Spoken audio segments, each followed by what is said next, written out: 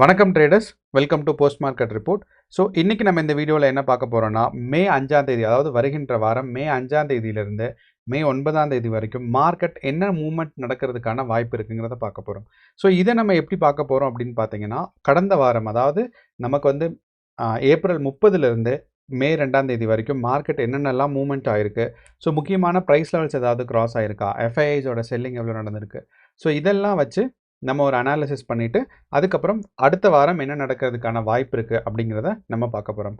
So நம்ம வீடியோக்குள்ளே டீட்டெயிலாக போகிறதுக்கு முன்னாடி ஒரே ஒரு விஷயம் என்னென்னா, நம்ம சேனலில் daily Nifty 50 and bank Nifty வந்து அனாலிசிஸ் பண்ணிகிட்ருக்கோம். ஸோ இது உங்களுக்கு பயனுள்ளதாக இருக்குது. அது மட்டும் இல்லாமல் இதெல்லாம் தொடர்ந்து தெரிஞ்சுக்கிறதுக்கு சேனலை சப்ஸ்கிரைப் பண்ணி சப்போர்ட் பண்ணுங்கள். அண்ட் இப்போ நம்ம வீடியோக்குள்ளே போகலாம். ஸோ ஃபஸ்ட்டு வந்து ப்ரைஸ் ஆக்ஷன். ஸோ நமக்கு வந்து நான் ஏற்கனவே சொன்னேன், மே 30ஆம் தேதியிலேருந்து நமக்கு இப்போ 5ஆம் தேதி வரைக்கும் நடுவில் ஒரே ஒரு நாள் லீவ் இருந்துச்சு. ஸோ 30 அப்போது 30ஆம் தேதியிலேருந்து நமக்கு பார்க்கும்போது மார்க்கெட் என்ன நடந்திருக்கு அப்படின்னு நம்ம டீட்டெயிலாக பார்த்தோன்னா, நமக்கு வந்து மே 30ஆம் தேதி, அதுக்கப்புறம் பார்த்தீங்கன்னா செவ்வாய்க்கிழமை, வியாழக்கிழமை லீவு, அதுக்கப்புறம் வெள்ளிக்கிழமை. ஸோ இந்த வெள்ளிக்கிழமை மார்க்கெட் தான் ரொம்ப ரொம்ப வித்தியாசமாக இருந்துச்சு. ஸோ நம்ம வெள்ளிக்கிழமைக்கு ப்ரிடிக்ஷன் என்ன சொல்லியிருந்தோம் அப்படின்னா, ஒரு அனாலிசிஸ் என்ன சொல்லியிருந்தோம்னா, மே 2ஆம் தேதி வந்து மார்க்கெட் ஒரு புல்லிஷாக இருக்குன்னு சொல்லியிருந்தோம். ஏன்னா அதுக்கான சப்போர்ட்டிவாக தான் எல்லாமே இருந்துச்சு. ஆனால் என்ன நடந்திருக்குன்னா, மார்க்கெட் புல்லிஷாக தான் ஓப்பன் ஆச்சு. புல்லிஷாக ஓப்பன் ஆகிட்டு ஒரு 10 மணிக்கு மேலே எவ்வளோ தூரம் மேலே போச்சோ அதை விட மார்க்கெட் வந்து மறுபடியும் கீழே வந்துருச்சு. இது ஒரு விஷயம். ரெண்டாவது ஒரு விஷயம் வந்தாலும் நமக்கு நிஃப்டி 50ல் பார்த்தீங்கன்னா, நம்ம சொல்லியிருந்தோம் ஏற்கனவே 24,300 அப்படிங்கிற ஒரு சப்போர்ட் இருக்குது. சப்போர்ட் இல்லை, ஒரு ரெசிஸ்டன்ஸ் இருக்குது. அப்போ இந்த 24,300ங்கிற இந்த ரெசிஸ்டன்ஸ் பார்த்தீங்கன்னா, மல்டிபிள் டைம் டெஸ்ட் பண்ணிவிட்டு மறுபடியும் அதே லெவலில் தான் இருக்குது. ஸோ இப்போ நம்ம 15 மினிட்ஸ் கேண்டில் வச்சுருக்கோம். இதை நம்ம 3 மினிட்ஸ் கேண்டிலாக மாற்றினாலுமே நமக்கு ரொம்ப கிளியராக தெரியும் என்னென்னா, மார்க்கெட் எவ்வளோ தூரம் மேலே ரேலி போயிருக்கு, திருப்பி கீழே வந்திருக்கு அப்படிங்கிறது. அண்ட் இது வந்து நமக்கு வந்து இப்போ பியூராக வந்து மார்க்கெட் டவுன்ஃபால்னு சொல்ல முடியாது. ஏன்னா இந்த 24,300 கிராஸ் பண்ணோன்னே நிறையா பேர்த்தோட ஸ்டாப் லாஸ், அதாவது டவுன் சைட் போகும்னு நினச்சவங்களோட ஸ்டாப் லாஸ் ட்ரிகர் ஆகிருக்கும். ரெண்டாவது, நமக்கு வந்து ஏப்ரல் 30ஆம் தேதிக்கு முன்னாடி, அதாவது நமக்கு வந்து ஏப்ரலில் பார்த்தீங்கன்னா ஏப்ரல் 25ஆம் தேதியெலாம் யாராவது வந்து அதாவது மார்க்கெட்டில் வந்து பொசிஷன் எடுத்திருந்தாங்கன்னா அவங்களோட ப்ராஃபிட்ஸ் எல்லாம் ட்ரிகர் ஆகிருக்கும். ஏன்னா ஆல்மோஸ்ட் நமக்கு வந்து ஒரு 2% ப்ராஃபிட். அப்போது நமக்கு இந்த 2% ப்ராஃபிட் நல்ல ப்ராஃபிட் தான். ஸோ இதுவும் ப்ராஃபிட்டும் ட்ரிகர் ஆகிருக்கும். ரெண்டாவது பார்த்தீங்கன்னா, இங்கேருந்து டவுன்ஃபால் ஆகும்னு நினச்ச எல்லாத்தோட ஸ்டாப் லாஸும் ட்ரிகர் ஆகிருந்திருக்கும். அப்போ இந்த ரெண்டு முக்கியமான காரணங்கள்னால மார்க்கெட் வந்து டவுன்ஃபாலுக்கு நமக்கு வந்து வந்திருக்கு. அப்போ இந்த டவுன்ஃபாலை நம்ம வந்து ஏற்கனவே ப்ரிடிக்ட் பண்ணியிருக்க முடியும், கண்டுபிடிச்சிருக்க முடியும் லைவ் மார்க்கெட்லனா. என்னென்னா நமக்கு வந்து பார்த்திங்கன்னா, நம்ம இந்தியா விக்ஸ். ஸோ நான் ஏற்கனவே சொல்லியிருந்தேன், இந்தியா விக்ஸ் வந்து ரொம்ப ரொம்ப ஒரு கிரிட்டிக்கலான ஒரு இண்டிகேட்டர். எதுக்கு அப்படின்னு பார்த்தீங்கன்னா, லைவ் மார்க்கெட்டில் ஒரு பயங்கரமான மூமெண்ட்ஸை கண்டுபிடிக்கிறதுக்கு. ஓகே, அப்போது நமக்கு வந்து மே 2ஆம் தேதி பார்த்தீங்கன்னா, மார்க்கெட் இங்கேருந்து இங்கே போகும்போது, அதாவது மார்க்கெட் வந்து நம்ம யோசித்தோம் 10 மணிக்கு போகும்போதே இந்தியா விக்ஸ் பார்த்தீங்கன்னா குறையாமல் இன்க்ரீஸ் ஆகிருந்திருக்கு. ஸோ இந்தியா விக்ஸ் வாலடைலிட்டியும் 10 மணி வரைக்கும் இன்க்ரீஸ் ஆகிருந்திருக்கு. அது மட்டும் இல்லாமல் நமக்கு நிஃப்டி 50 இன்க்ரீஸ் ஆகிருந்திருக்கு. ஸோ இந்த ரெண்டோட இண்டிகேஷனுமே நமக்கு என்ன சொல்லும் அப்படின்னு பார்த்தீங்கன்னா, நமக்கு வந்து மார்க்கெட் இப்போது மேலே போகிற ரேலி, அதாவது நமக்கு நிஃப்டி 50யும் பேங்க் நிஃப்டியும், அதாவது நிஃப்டி 50 பார்த்தீங்கன்னா 10 மணி வரைக்கும் மார்க்கெட் வந்து மேலே போச்சு. ஓகே, அதே மாதிரியே பேங்க் நிஃப்டியும் இந்த வெள்ளிக்கிழமை ட்ரேடு, சப்போஸ் இந்த வெள்ளிக்கிழமை ட்ரேடை நீங்கள் வந்து ப்ராப்பராக எடுத்துருந்தீங்க அப்படின்னா, நீங்கள் வந்து ஒரு நல்ல ட்ரேடர், அதாவது ஒரு மார்க்கெட்டை அனாலிசிஸ் பண்ணுறதுக்கு ஒரு நல்ல திறமை வந்துருச்சுன்னு அர்த்தம். ஸோ இது வந்து ஒரு முக்கியமான விஷயம். ஏன்னா கடந்த வெள்ளிக்கிழமை மே 2ஆம் தேதி வந்து மார்க்கெட் ரொம்ப ரொம்ப ஒரு அன்பிரடிக்டபிளான சுச்சுவேஷன்ஸில் போயிட்டு இருந்துச்சு. ஸோ அந்த ஒரு காரணங்கள்னால இந்த ஒரு ரேலியை நீங்கள் வந்து ப்ரிடிக்ட் பண்ணியிருந்தீங்க. மேலே போனது இது வந்து அன்சர்டனிட்டியாக இருக்குது, அங்கேருந்து மார்க்கெட் கீழே விழுந்துடும், இப்படிங்கிறத நீங்கள் வந்து அனலைஸ் பண்ணியிருந்தீங்கன்னா ரொம்ப நல்லது. ஓகே, அண்ட் இது வந்து ஈஸியாக கண்டுபிடிக்கிறதுக்கு தான் நம்ம வந்து இந்தியா விக்ஸுங்கிற ஒரு டேட்டா யூஸ் பண்ணுறோம். ஸோ நமக்கு வந்து மார்க்கெட் ஃபஸ்ட்டு ஒரு க்ரீன் கேண்டில், ஓகே, புல்லிஷாக இருக்குது. Second, third. So third green candle, அதாவது நமக்கு வந்து ஒரு புல் பேக்குக்கு அப்புறம் வந்து ஒரு க்ரீன் கேண்டில் இருக்குது பாருங்கள். இந்த இடத்துலையாவது கண்டிப்பாக நம்ம இந்தியா விக்ஸ் டேட்டாவை ரெஃபர் பண்ணியிருந்துருக்கணும். அப்போது அதாவது கண்டிப்பாக பார்த்தோன்னா மார்க்கெட் வந்து 9:24 நம்ம 3 மினிட்ஸ் டைம் ஃப்ரேமில் இருக்கும். அப்போது அதே 9:24க்கு நம்ம இங்கே பார்க்கும்போது இந்தியா விக்ஸ் பார்த்தீங்கன்னா மார்க்கெட் மேலே புஷ் ஆகிருக்கு. அப்போது மார்க்கெட் ஸ்டார்டிங், அதாவது ஃபஸ்ட்டு கேண்டில், ரெண்டாவது கேண்டில், அடுத்து 9:24 வரும்போது பார்த்தீங்கன்னா நமக்கு வந்து ஒரு ரிவர்ஸ்க்கான ஒரு டைம் கிடச்சிருக்கு. அப்போது இங்கேருந்து நமக்கு மார்க்கெட் ரிவர்ஸ் ஆகிறதுக்கு கொஞ்சம் டைம் எடுத்துச்சு. அப்போது இந்த ஒரு 9:30 9:45க்கான கேண்டிலை நீங்கள் கண்டுபிடிச்சிருந்தீங்கன்னா, நம்ம வந்து மார்க்கெட்டை ஹோல்டு பண்ணியிருக்க தேவையில்லை. அதாவது நீங்கள் ஆப்ஷன்ஸ்லேயே இருந்திருந்தாலும், ஆப்ஷன்ஸோ ஃபியூச்சர்ஸோ நீங்கள் பொசிஷன் எடுத்திருந்தாலும், இல்லை ஸ்பாட்டில் நீங்கள் பொசிஷன் எடுத்திருந்தாலும், என்னதான் இருந்தாலும் இந்த இடத்துல நமக்கு இண்டிகேஷன் காமிச்சிருச்சு. ஏன்னா நான் ஏற்கனவே சொல்லியிருக்கேன், நமக்கு வந்து சிம்பிள் மூவிங் ஸ்ட்ராட்டஜி, அதே இது நீங்கள் சூப்பர் ட்ரெண்டு, இல்லை பொலிஞ்சர் பிராண்டு, இல்லை வால்யூம் என்னதான் இருந்தாலும் எல்லாமே கேண்டில் ஃபார்ம் ஆகி முடிச்சதுக்கப்புறம் தான் நமக்கு வந்து இண்டிகேஷன் கொடுக்கும். ஆனால் நமக்கு இருக்கிற ஒரே ஒரு பாசிட்டிவான இண்டிகேட்டர் என்னன்னு பார்த்தீங்கன்னா இந்தியா விக்ஸ். அதுவும் இந்த ஹை வாலட்டிலிட்டி சுச்சுவேஷனில் இந்தியா விக்ஸ் வந்து நிஃப்டி 50 என்னவா மூவ்மெண்ட் ஆக போகுதுங்கிறத கிளியராக கொடுத்துரும். ஸோ அப்படிங்கிறனால நமக்கு இங்கே பார்க்கும்போது 930 940K பார்த்தீங்கன்னா இந்தியா விக்ஸ் க்ரோ ஆக ஆரம்பிச்சிச்சு. அப்போது ஒன்ஸ் இந்தியா விக்ஸ் க்ரோ ஆகிறது கன்ஃபார்மாக நமக்கு தெரிஞ்சிருச்சுன்னா நம்ம வந்து மார்க்கெட் புல்லிஷாக இருக்கிறதுலேருந்து மார்க்கெட்டை வந்து ரிவர்ஸ் ஆக போகுதுங்கிறது கன்ஃபார்மாக தெரிஞ்சிருக்கும். ஓகே, அப்போது இந்த 10 மணிங்கிறத முன்னாடியே நம்ம ப்ரெடிக்ட் பண்ணிருக்கலாம் மார்க்கெட் வந்து டவுன்ஃபால் ஆக போகுதுங்கிறது ஒன்று. ரெண்டாவது, மார்க்கெட் வந்து 10 மணிலேருந்து டவுன்ஃபால் ஆச்சு. ஸோ அப்போ வந்து நீங்கள் வந்து ஷார்ட் பொசிஷன் எடுக்கலாம். ஸோ நீங்கள் வந்து ஸ்பாட்டில் இருந்தீங்கன்னா ஷார்ட் பொசிஷன், இல்லைன்னா நீங்கள் வந்து ஆப்ஷன்ஸ்லேயும் பார்த்தீங்கன்னா நீங்கள் வந்து புட்டில் வந்து புட் செல் பண்ணியிருந்துருக்கலாம். அப்படிங்கும்போது உங்களுக்கு வந்து மார்க்கெட் டவுன்ஃபால் ஆகும்போது இந்த இடத்துல, அப்போது இந்த இடத்துல தான் நமக்கு வந்து இந்த டவுன்ஃபாலோட ப்ராஃபிட் எடுக்க முடியும் அப்படிங்கிறது எங்கே மறுபடியும் இந்தியா விக்ஸ்லேயே தெரியும். ஏன்னா இங்கே பார்த்தீங்கன்னா நமக்கு ஒரு 12:30 தான் நமக்கு வந்து மார்க்கெட் வந்து ரிவர்ஸ் ஆகிறதுக்கான இண்டிகேஷன்ஸ் கொடுத்துருச்சு. ஆனால் நம்ம வந்து இந்தியா விக்ஸ், அதாவது இந்தியா விக்ஸில் பார்க்கும்போது இந்த இடத்துல பார்த்தீங்கன்னா நமக்கு வந்து 12:30க்கு முன்னாடியே மார்க்கெட் வந்து கன்சாலிடேஷன் ஆரம்பிச்சிருச்சு. ஸோ இப்போ இந்த இந்தியா விக்ஸில் பார்க்கும்போது நமக்கு 12:30க்கு மார்க்கெட் ரிவர்ஸ் ஆக போகுதுங்கிறது ஷோராக தெரிஞ்சிருக்கும். ஏன்னா இந்தியா விக்ஸோட டைரக்ஷன் எப்போ மாறுதோ அப்போ நம்மளோட மார்க்கெட் மாறும். ஸோ இந்த ஒரு 10-15 நாளை கம்பேர் பண்ணும்போது இந்த வெள்ளிக்கிழமை தான் நமக்கு கிடைச்ச ஒரு பயங்கரமான ஒரு high volatility unpredictable market. So இந்த வெள்ளிக்கிழமை நீங்கள் வந்து ப்ராஃபிட் பார்த்துருந்தீங்க. அண்ட் இந்த ப்ராஃபிட் லக்கில்னா உங்களுக்கு வந்து லக் இருக்குன்னு அர்த்தம். அண்ட் ரெண்டாவது, சப்போஸ் இந்த மார்க்கெட்டை ப்ரிடிக்ட் பண்ணியிருந்தீங்கன்னா உங்களுக்கு வந்து ரொம்ப மார்க்கெட் சூப்பரான அனாலிசிஸ் நடந்திருக்குன்னு அர்த்தம். ஓகே, அப்போது ஏன் வெள்ளிக்கிழமை இப்படி நடந்துச்சு? இது ஒரு முக்கியமான கேள்வி. அண்ட் இந்த முக்கியமான கேள்விக்கு பதில் என்னென்னா, எஃப்ஐஐஸோட செல்லிங் ரொம்ப அதிகமாக ஆரம்பிச்சிருந்துருக்கு. ஓகே, இப்போ இந்த எஃப்ஐஐ வந்து பார்த்தீங்கன்னா ஆப்ஷன்ஸ் அண்ட் ஃபியூச்சர்ஸில், எஃப்ஐஐஸ் ஆப்ஷன்ஸ் அண்ட் ஃபியூச்சர்ஸில் பார்த்தீங்கன்னா உங்களுக்கு மே 2ஆம் தேதி நெட்டாக 2 பேருமே செல்லிங் பண்ணியிருந்திருக்காங்க. எஃப்ஐஐஸ் அதாவது புட்டும் செல் பண்ணியிருந்திருக்காங்க, காலும் செல் பண்ணியிருந்திருக்காங்க. ஸோ நமக்கு பார்க்கும்போது எஃப்ஐஐஸோட செல்லிங் வந்து ரொம்ப ரொம்ப அதிகமாகிடுச்சு ஒன்று. அதே இது நம்ம வந்து டிஐஐஸ் பார்த்தோம்னா டிஐஐஸோட செல்லிங்கும் பார்த்தீங்கன்னா புட்டில் வந்து ரொம்ப ரொம்ப ஸ்ட்ராங்காக இருந்திருக்கு. ஓகே, நம்ம கேஷ் மார்க்கெட்டில் பார்க்கும்போது எஃப்ஐஐஸ் நமக்கு வந்து அதாவது மே 2ஆம் தேதி மட்டுமே 15,000 கோடி செல்லிங் பண்ணியிருந்திருக்காங்க. அதே மாதிரி நமக்கு வந்து டிஐஎஸ் பார்த்தீங்கன்னா 10,000 கோடி.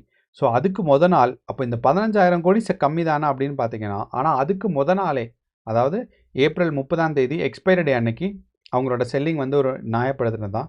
ஆனால் என்னென்னா யூஸ்வலாக பையிங் அண்ட் செல்லிங்க்கு ஒரு டிஃப்ரென்சஸ் இருக்கும். ஆனால் 30ஆம் தேதி பார்த்தீங்கன்னா எஃப்ஐஎஸ் வந்து பயங்கரமாக செல்லிங் பண்ணியிருந்திருக்காங்க. அப்போ நமக்கு அப்போவே புரிஞ்சிருக்கும். ஸோ இவங்களோட செல்லிங்ஸ் இன்க்ரீஸ் ஆகும்போது நம்ம வந்து இவங்களோட செல்லிங்ஸ் இன்க்ரீஸ் ஆகும்போது மார்க்கெட்டோட பொசிஷன்ஸ் டவுன்ஃபால் ஆகிறதுக்கான சான்சஸ் கொஞ்சம் இருக்குன்னு சொல்லி. ஆனாலுமே இந்த எஃப்ஐஐயோட செல்லிங் வந்து பயங்கரமாக இம்பேக்ட் பண்ணாமல் மார்க்கெட் வந்து ஆல்மோஸ்ட் வந்து எவ்வளோ தூரம் மேலே போச்சோ அவ்வளோ தூரம் இறங்கி ஆல்மோஸ்ட் ஒரு ஸ்டேபிளாகி தான் இருக்குது. அப்போது நமக்கு வெள்ளிக்கிழமை பார்த்தீங்கன்னா பையர்ஸ் அண்ட் செல்லர்ஸ், அதாவது நம்ம வந்து ஒரு ப்ரைஸ் ஆக்ஷனாக நிஃப்டி 50 நமக்கு பார்க்கும்போது பார்த்தீங்கன்னா பையர்ஸ் அண்ட் செல்லர்ஸ் வந்து ஈக்குவலாக இருந்திருக்காங்க. ஓகே, அண்ட் ஸ்டில் வந்து நமக்கு என்ன தெரியும்னா நம்மளோட நிஃப்டி 50 வந்து 24,300 அப்படிங்கிற இந்த ஒரு ரேஞ்சை வந்து கிராஸ் பண்ணலை. கிராஸ் ஆச்சு, மறுபடியும் கீழே வந்துருச்சு. ஸோ மே 30ஆம் தேதியிலேருந்து நம்ம 29ஆம் தேதியிலேருந்து பார்த்தோம்னா ரொம்ப நிறைய தடவை ஆல்மோஸ்ட் ஒரு 10 டைம்ஸ் வந்து இதே டைம் ஃப்ரேம், அதாவது இந்த 24,300 அப்படிங்கிற இந்த ரேஞ்சை வந்து மல்டிபிள் டைம்ஸ் நமக்கு டெஸ்ட் பண்ணிடுச்சு. அப்போது இந்த பொசிஷனை எப்போ நமக்கு கிராஸ் ஆகுதோ அப்போ தான் மார்க்கெட் வந்து மேலே மூவ் ஆகும். ஓகே, ஒன்று. அப்போது மார்க்கெட் இந்த மேலே மூவ் ஆகிறதுக்கான சான்சஸ் இருக்கான்னு கேட்டிங்கன்னா இருக்குது. ஏன்னா இங்கேருந்து கன்சாலிடேஷன் ஃபேஸ்லேருந்து நமக்கு டவுன்ஃபால் ஆகிறதுனா இந்த 4 டேஸ்க்கு அப்புறமே நமக்கு ஒரு கொஞ்சம் மார்க்கெட் வந்து டவுன்ஃபாலுக்கு ட்ரிகராக இருந்திருக்கும். ஆனால் இந்த ஒரு 4 நாளில், அதாவது 29ஆம் தேதி 30ஆம் தேதி 1ஆம் தேதி இல்லை 2ஆம் தேதி, அப்போ இந்த 3 நாள், இந்த 3 ட்ரேடிங் செஷனில் நமக்கு என்ன இருந்திருக்குன்னா இந்த ஒரு நமக்கு வந்து இங்கே ஒரு ரேஞ்ச் போட்டு வச்சுருக்கோம் பாருங்கள். இந்த ரேஞ்சிலேருந்து டவுன்ஃபால் கீழே போனது பார்த்தீங்கன்னா ஒரு தடவை தான். ஆனால் மேலே போக டெஸ்ட் பண்ணியிருக்கிறது 2 தடவை. அண்ட் இந்த செகண்ட் டைம் பார்த்தீங்கன்னா நமக்கு வந்து மே 2ஆம் தேதி பயங்கரமாக ஸ்ட்ராங்காக ஒரு புல்லிஷ் மூமெண்ட்ஸ் நடந்திருக்கு. அப்போது நமக்கு வந்து பார்த்தீங்கன்னா மார்க்கெட் இந்த பொசிஷன்லேருந்து கீழே வர்றதுக்கு தயாராக இல்லை, மேலே புஷ் பண்ணுறதுக்கு தான் ரெடியாக இருக்குது. அப்போ இந்த மேலே புஷ் பண்ணுறதுக்கான கரெக்டான டேட்டாஸும் வாலட்டாலிட்டியும் கிடச்சிருச்சுன்னா நமக்கு வந்து கண்டிப்பாக மார்க்கெட் மேலே போகிறதுக்கான வாய்ப்பு ரொம்ப ரொம்ப அதிகமாக இருக்குது. ஓகே, இது நிஃப்டி 50ல். பேங்க் நிஃப்டிலையும் அதே தான். ஸோ நம்ம இந்த இடத்துல ஒரு ரேஞ்ச் போட்டு வச்சுருந்தோம். ஆனால் இந்த பேங்க் நிஃப்டியில் பார்த்தீங்கன்னா மேலே போகிறத விட கன்சாலிடேஷனுக்கான ஸ்டேஜ் தான் ரொம்ப கொஞ்சம் அதிகமாக இருக்குது. ஏன்னா நம்ம ஒரு ரேஞ்ச் பவுண்ட் இங்கே போட்டிருந்தோம். இந்த ரேஞ்ச் பவுண்டில் மேலே ரேஞ்சை வந்து இந்த இடத்துல பிரேக் ஆகிருந்திருக்கு. ஓகே, ஆனால் அதே இது பார்த்தீங்கன்னா நீங்கள் வந்து பேங்க் நிஃப்டியில் பார்த்தீங்கன்னா மார்க்கெட் வந்து டவுன் சைட் தான் மல்டிபிள் டைம்ஸ் பிரேக் ஆகிருக்கு. அப்போது பேங்க் நிஃப்டி இனியும் 56,000ங்கிற இந்த ரெசிஸ்டன்ஸை தாண்டறதுக்கு ரெடி ஆகலை. ஏன்னா இந்த 56,000ங்கிறது ஒரு all time high of bank Nifty. அப்போ இந்த பேங்க் நிஃப்டி ஆல் டைம் ஹையை பிரேக் பண்ணோங்கன்னா அவ்வளவு ஸ்ட்ராங்கான பாசிட்டிவான மூமெண்ட்ஸ் கிடைக்கணும். ஸோ அப்போது அந்த அவ்வளவு ஸ்ட்ராங்கான பாசிட்டிவ்கான மூமெண்ட்ஸ் வந்து பேங்க் நிஃப்டி ரெடி ஆகலை. பேங்க் நிஃப்டி ரெடி ஆகிறதுக்கான காரணம் வந்து பார்த்திங்கன்னா நமக்கு வந்து நம்ம HDFC இருக்குது, ஆக்சிஸ் பேங்க் இருக்குது. இவங்க எல்லாருமே வந்து பார்த்திங்கன்னா மே 5ஆம் தேதி பயங்கரமான டவுன்ஃபாலில் தான் இருந்தாங்க. அப்போது இது வந்து ஆக்சிஸ் பேங்க். நீங்கள் ஆக்சிஸ் பேங்க் பார்த்தீங்கன்னா தெரியும், ஒரு நல்ல க்ரோத் இல்லை. அதே மாதிரி அவங்களோட ஏர்னிங்ஸும் பார்த்தீங்கன்னா ரொம்ப பாசிட்டிவாக நமக்கு காமிக்கலை. ஸோ நமக்கு ஆக்சிஸ் பேங்க்கோட ஏர்னிங்ஸ் பார்த்தீங்கன்னா ஆல்மோஸ்ட் லைக் 6% இருந்திருக்கு. அதே மாதிரி அவங்களோட ரெவென்யூ பார்த்தீங்கன்னா 3% க்ரோ ஆகிருந்திருக்கு. ஆனால் இது வந்து ஆக்சிஸ் பேங்க்குக்கு தான். HDFC தான் மேஜர் ஸ்டேக் ஹோல்டர், HDFCயும் நம்மளோட SBIயும். ஸோ அவங்களுக்கெல்லாம் மார்க்கெட் வந்து ரொம்ப பாசிட்டிவாக போகல. வேறு ICICIயும் பார்த்தீங்கன்னா நமக்கு கன்சாலிடேஷன் ஃபேஸில் தான் இருக்குது. ஸோ அப்போ மேஜர் பேங்க்ஸான HDFC, ICICI அது மட்டும் இல்லாமல் SBI வந்து ஸ்ட்ராங்கான க்ரோத் கொடுத்தால் மட்டும்தான் பேங்க் நிஃப்டி மேலே போகும். அப்போது பேங்க் நிஃப்டி இன்னும் புல்லிஷாக மாறுறதுக்கான சான்சஸ் இன்னுமே இருக்குது. ஆனால் அதுக்கான இண்டிகேஷன்ஸ் வரல. அதே சமயம் நமக்கு வந்து நிஃப்டி 50 பார்த்தீங்கன்னா மார்க்கெட் வந்து மேலே போகிறதுக்கான வாய்ப்பு நிறையா இருக்குது. ஓகே, அண்ட் FIIஸோட செல்லிங் வந்து குறைஞ்சிருக்கு. அதாவது நமக்கு வந்து ஏப்ரல் 30ஆம் தேதியை கம்பேர் பண்ணும்போது மே 2ஆம் தேதி குறைஞ்சிருக்கு. ஆனால் அவங்களோட பையிங்கும் அதே மாதிரி குறைஞ்சிருக்கு. ஸோ இந்த ரெண்டுமே குறைஞ்சனால FIIஸ் வந்து அவங்களோட பொசிஷனை ஸ்ட்ராங்காக தெரியல.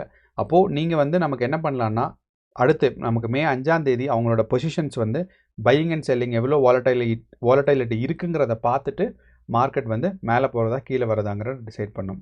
ஓகே, அடுத்து நம்மளோட ஓப்பன் இன்ட்ரெஸ்ட் டேட்டா. இந்த ஓப்பன் இன்ட்ரெஸ்ட் டேட்டாவில் நம்ம சப்போர்ட் அண்ட் ரெசிஸ்டன்ஸ் பார்க்க வேண்டாம். ஆனால் நம்மளோட PCR ரேஷியோ பார்க்கும்போது நமக்கு பார்த்தீங்கன்னா 0.69 இருக்குது. அப்போது இந்த 0.69 ரெண்டு விஷயத்தை குறிக்குது. ஒன்று வந்து பார்த்தீங்கன்னா காலோட ஆப்ஷன்ஸ், அதாவது கால் அப்படின்னா மார்க்கெட் மேலே போகிறது. எப்போ வந்து காலோட ப்ரைஸஸ் அதிகமாக இருக்கோ அப்போ தான் பார்த்தீங்கன்னா PCR ரேஷியோ வந்து 0.7க்கு கீழே வரும். ஓகே, அப்போ இந்த PCRனால் என்னென்னா ரொம்ப சிம்பிள். புட் கால் ரேஷியோ, அதாவது புட் எவ்வளோ இருக்குது, கால் எவ்வளோ இருக்குது, ரெண்டையும் டிவைட் பண்ணும்போது அது வந்து கால் அதிகமாக இருந்துச்சு, அதாவது டினாமினேட்டர் கீழே இருக்கிறது அதிகமாக இருந்தால் தான் 0.7க்கு ரீச் ஆகும். ஸோ அப்போது ஓவரால் ப்ரைஸுமே பார்த்தீங்கன்னா 0.7ல் இருக்குது. இங்கேயும் வந்து ஆல்மோஸ்ட் 0.69 இருக்குது. அப்போ இந்த 0.7ங்கிறது ஒரு ரெண்டு விஷயத்தை குறிக்கும். ஒன்று வந்து மார்க்கெட் புல்லிஷ் மூமெண்ட்ஸ்க்காக ரெடியாக இருக்குன்னு அர்த்தம். ரெண்டாவது பார்த்தீங்கன்னா நம்பர் ஆஃப் கால்ஸ், அதாவது ரொம்ப அதிகமாக இருக்குது.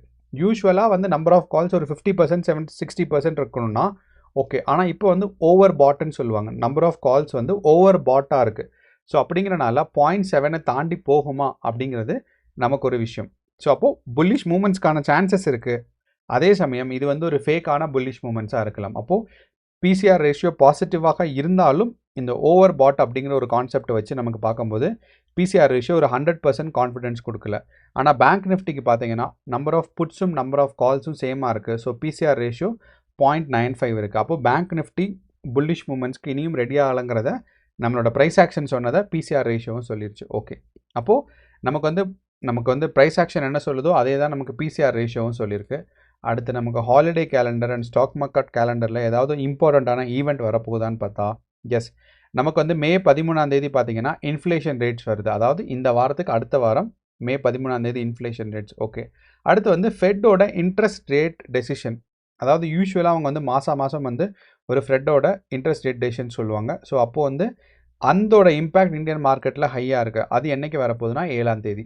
அப்போ இந்த 7ஆம் தேதி ஃபெட் புதன்கிழமை நமக்கு வந்து புதன்கிழமை வர்றது நமக்கு வந்து வியாழக்கிழமை மார்க்கெட்டில் அஃபெக்ட் ஆகும்.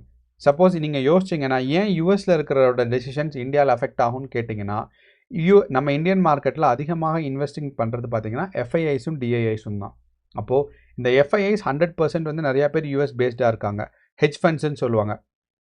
அப்போ இந்த ஹெட்ஜ் ஃபண்ட்ஸ் எல்லாம் பார்த்தீங்கன்னா யூஎஸ் பேஸ்ட், யூரோப் பேஸ்ட் நிறைய பேர் இருக்காங்க. ரெண்டாவது நம்மளோட டிஐஐஸ் இருக்காங்களா, டொமஸ்டிக் இன்ஸ்டிடியூஷனல் இன்வெஸ்டர்ஸ், இவங்களுமே இந்த யூஎஸ் மார்க்கெட்டை பயங்கரமாக ஃபாலோ பண்ணுவாங்க. அப்படிங்கிறனால இதோட இம்பேக்ட் ஹையாக இருக்கும்.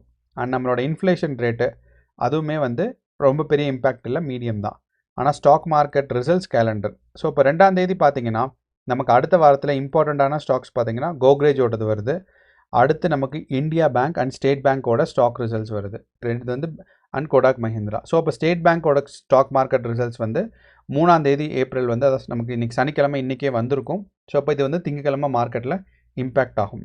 அடுத்து திங்கக்கிழமை பார்த்தீங்கன்னா மஹேந்திரா அண்ட் மஹேந்திரா, அப்புறம் வந்து ஓப்ராய் ரியாலிட்டிஸ், இவங்கெல்லாம் மார்க்கெட் வந்து வருது. ஸோ அதை விட முக்கியமானது பார்த்தீங்கன்னா டியூஸ்டே பிஎஸ்சி இருக்குது பாருங்கள், நம்மளோட பிஎஸ்சி அவங்களோட ஸ்டாக் ரிசல்ட்ஸ் வருது. ஸோ பிஎஸ்சி வந்து அவங்களுக்கு ஒரு ஸ்டாக்ஸ் இருக்குது, அதோட ஸ்டாக் ரிசல்ட்ஸ் வருது, ஹிந்துஸ்தான் பெட்ரோலியம் கார்பரேஷன். ஸோ அப்போது இந்த ஸ்டாக் ரிசல்ட்ஸ் எல்லாம் வந்து நம்மளோட டெய்லி மார்க்கெட்டை வந்து நமக்கு வந்து அஃபெக்ட் பண்ணும். ஸோ அப்படிங்கிறனால இதையும் நீங்கள் ஃபாலோ பண்ணிங்கன்னா உங்களுக்கு வந்து பேங்க்ஸில் ஏதாவது இப்போ எஸ்பிஐ நல்லா பெர்ஃபார்ம் ஆயிருக்கு, இன்றைக்கி வந்து எஸ்பிஐ நல்லா பெர்ஃபார்ம் ஆயிருக்குன்னு பார்த்தீங்கன்னா நமக்கு வந்து திங்கக்கிழமை இது அப்படியே ரிஃப்ளெக்ட் ஆகும். அடுத்து நமக்கு ஹாலிடே கேலண்டர் இந்த வாரத்தில் மே மாதத்தில் வேறு ஹாலிடே இல்லை, 1ஆம் தேதி. அடுத்து வந்து ஜூன் ஜூலைக்கு ஹாலிடே சுத்தமாக இல்லாமல் ஆகஸ்ட்டில் தான் இருக்குது. அப்போது கண்டினியூஸ் ட்ரேடிங் செஷன்ஸ் இன்னும் நம்ம பார்க்கலாம். ஸோ அப்போது நமக்கு வந்து பிசிஆர் ரேஷியோவும் நம்மளோட ப்ரைஸ் ஆக்ஷனும் இதே தான் சொல்லுது. என்னென்னா நிஃப்டி மேலே போகிறதுக்கான சான்சஸ் இருக்குது, அதே சமயம் பேங்க் நிஃப்டி இன்னும் 56,000 பிரேக் பண்ணுறதுக்கு சான்சஸ் இல்லை. ஆனால் நான் ரெண்டுமே வந்து பாசிட்டிவாக இருக்கிற அப்படின்னு போகிறதுக்கான வாய்ப்பு இருக்குது அப்படின்னு நம்புறதை வச்சு எதை வச்சு நம்புகிறேன்னா நம்மளோட இந்தியா விக்ஸ் டேட்டா கிளியராக என்ன சொல்லுதுன்னா மார்க்கெட் இங்கிருந்து கூலிங் ஆகும், அப்போது மார்க்கெட் வந்து நல்லா புஷ் ஆகும்னு. ஸோ அது இந்த வாரம் நடக்குமா அடுத்த வாரம் நடக்குமாங்கிறது தான் நமக்கு ஒரு கேள்விக்குறி. ஆனால் கண்டிப்பாக இந்தியா விக்ஸ் நமக்கு வந்து கூலிங் டவுன்ஃபால் ஆகும்போது நம்மளோட நிஃப்டி அண்ட் பேங்க் நிஃப்டி மேலே புஷ் ஆகும். ஆனால் அது எப்போ நடக்குங்கிறது தான் இருக்குது. அண்ட் நான் மறுபடியும் சொல்கிறேன், இந்த மாதிரி ஹை வோலட்டிலிட்டி மார்க்கெட்டில் லைவ் மார்க்கெட்டில் இந்தியா விக்ஸ் டேட்டாவை நீங்கள் ரெஃபர் பண்ணிங்கன்னா உங்களோட மார்க்கெட்டோட டைரக்ஷனை ஈஸியாக உங்களால் அண்டர்ஸ்டாண்ட் பண்ண முடியும். ஸோ இதுதான் வந்து முக்கியமான லெசன் நான் இன்றைக்கி சொல்ல வேண்டியது. அப்போது அடுத்த வாரம் நமக்கு வந்து ஃபைனலாக வந்து நிஃப்டி 50 மேலே போகிறதுக்கான வாய்ப்பு இருக்குது, பேங்க் நிஃப்டி மேலே போகிறதுக்கான வாய்ப்புகள் இன்னும் டெவலப் ஆகலைங்கிறதான் நான் சொல்ல முடியும். ஸோ இதுதான் நம்மளோட அனாலிசிஸ். உங்களுக்கு ஏதாவது மாற்று கருத்து இருக்குது, இல்லை ஏதாவது அடிஷனாக உங்களுக்கு டீட்டெயில்ஸ் சொல்லணும்னா கமெண்ட் பாக்ஸில் போடுங்க, நானும் தெரிஞ்சுக்கிறேன், மற்றவங்களும் தெரிஞ்சுக்குவாங்க. அண்ட் உங்கள் ஃப்ரெண்ட்ஸ் அண்ட் ஃபேமிலி யாராவது ட்ரேட் பண்ணிருந்தாங்கன்னா அவங்களுக்கு இந்த வீடியோவை பகிர்ந்துக்கோங்க, கண்டிப்பாக பயனுள்ளதாக இருக்கும். நன்றி, வணக்கம்.